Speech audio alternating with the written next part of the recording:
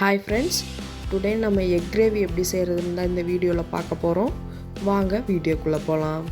First egg gravy செய்கிறதுக்கு என்னென்ன இன்க்ரீடியன்ட்ஸ்னு பார்த்துடலாம் வாங்க. வெங்காயம், தக்காளி, இஞ்சி பூண்டு விழுது, மஞ்சள் தூள், எக் மசாலா, பட்டை, கிராம்பு, சோம்பு, அன்னாசி ஸ்டார், கருவேப்பிலை, கொத்தமல்லி இலை, வேக வச்ச முட்டை. இப்போது நம்ம ஸ்டவ்வில் வடை சட்டி வச்சுக்கலாம். வடை சட்டி நல்லா சூடானதுக்கப்புறம் அதில் எண்ணெய் ஊற்றிக்கலாம். ஒரு 4 டேபிள் ஸ்பூன் எண்ணெய் ஊற்றிருக்கேன். இது நல்லா மிதமான சூடானதும் நம்ம தாளிப்புக்கு வச்சுருக்க பட்டை, கிராம்பு, சோம்பு, அன்னாசி ஸ்டார் இதெல்லாமே ஆட் பண்ணிக்கலாம். ஆட் பண்ணிவிட்டு இதை நல்லா மிதமான சூட்லேயே நம்ம வறுத்துடலாம். நமக்கு லைட்டாக பொரிஞ்சு வந்ததுமே நம்ம வெங்காயம் ஆட் பண்ணிக்கலாம். இப்போ வெங்காயம் ஆட் பண்ணிக்கலாம். நான் ஒரு 4 பெரிய வெங்காயம் ஆட் பண்ணியிருக்கிறேன். இது கூடயே பச்சை மிளகாய் ஆட் பண்ணிக்கலாம். நான் ஒரு 3 பச்சை மிளகாய் ஆட் பண்ணியிருக்கிறேன். இதை நல்லா கிளறி விட்டுக்கலாம். கிளறி விட்டு வெங்காயம் நமக்கு நல்லா பொன்னிறமாக செவந்து வரணும். அந்த அளவுக்கு நல்லா வதக்கிக்கோங்க.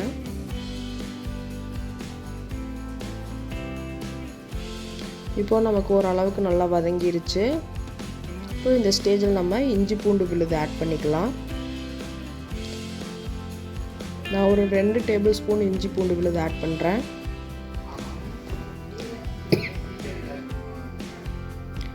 இதை ஆட் பண்ணிவிட்டு நல்லா கிளறி விட்டுருங்க. நமக்கு அந்த இஞ்சி பூண்டு விழுது வாசம் போகணும்.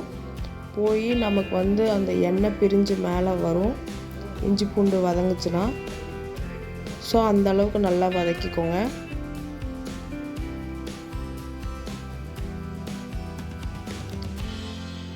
இப்போது நமக்கு ஓரளவுக்கு நல்லா வதங்கி இஞ்சி பூண்டு வாசமெல்லாம் போயிடுச்சு.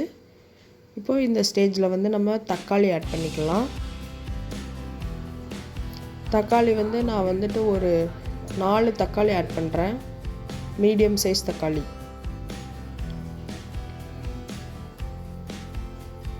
இந்த தக்காளி ஆட் பண்ணிவிட்டு நல்லா கிளறி விட்டுக்கோங்க. இப்போ இந்த தக்காளி வேகிறதுக்கு தேவையான அளவுக்கு உப்பு ஆட் பண்ணிக்கலாம். உப்பு ஆட் பண்ணிவிட்டு அப்படியே மஞ்சத்தூள் ஆட் பண்ணிக்கோங்க.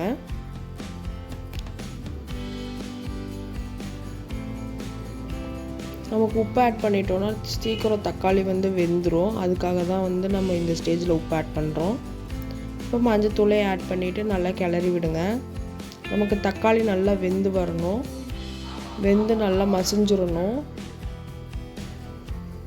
நமக்கு தக்காளி வெந்துருச்சுனாவே நமக்கு அந்த எண்ணெய் மேலே பிரிஞ்சு வரும். ஸோ அதுலேயே நமக்கு தெரிஞ்சிடும் நமக்கு தக்காளி வெந்துருச்சா இல்லையான்னு. இந்த மாதிரி நல்லா வெந்து வந்துடும். இப்போ எண்ணெய் மேலே பிரிஞ்சு வந்துருக்கு பார்த்தீங்களா, இந்த அளவுக்கு நல்லா வதக்கிக்கோங்க. இப்போது நம்ம எக் மசாலா வச்சுருந்தோம்ல அதை ஆட் பண்ணிக்கலாம். நான் சக்தி எக் மசாலா தான் ஆட் பண்ணியிருக்கேன். நீங்கள் வீட்டில் குழம்பு மசாலா வச்சுருந்தாலும் அதை ஆட் பண்ணிக்கலாம். இது லைட்டாக கிளறி விட்டு ஒரு 2 மினிட்ஸ் விட்டுருங்க. அந்த மசாலாவோட பச்சை வாசம்லாம் போகிற அளவுக்கு லைட்டாக வதக்கி விட்டுக்கோங்க. இப்போது நமக்கு மசாலாவோட பச்சை வாசம்லாம் போயிடுச்சு. ரொம்ப அடி பிடிக்கிற அளவுக்கு வதக்கக்கூடாது. லைட்டாக ஒரு 2 மினிட்ஸ் வதக்கினா போதும்.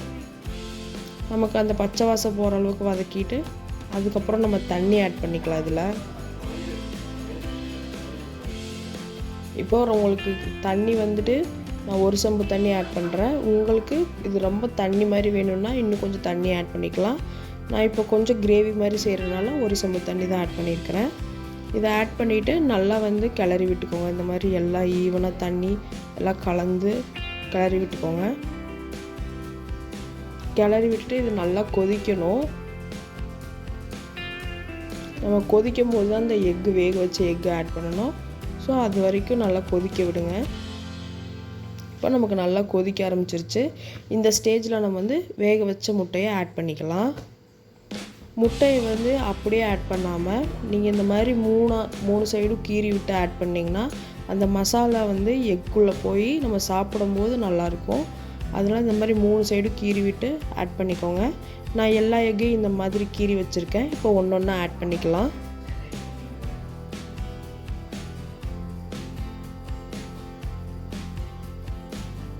எல்லா எக்கையும் இப்படி பொறுமையாக ஒன்று ஒன்றா வந்து ஆட் பண்ணுங்கள்.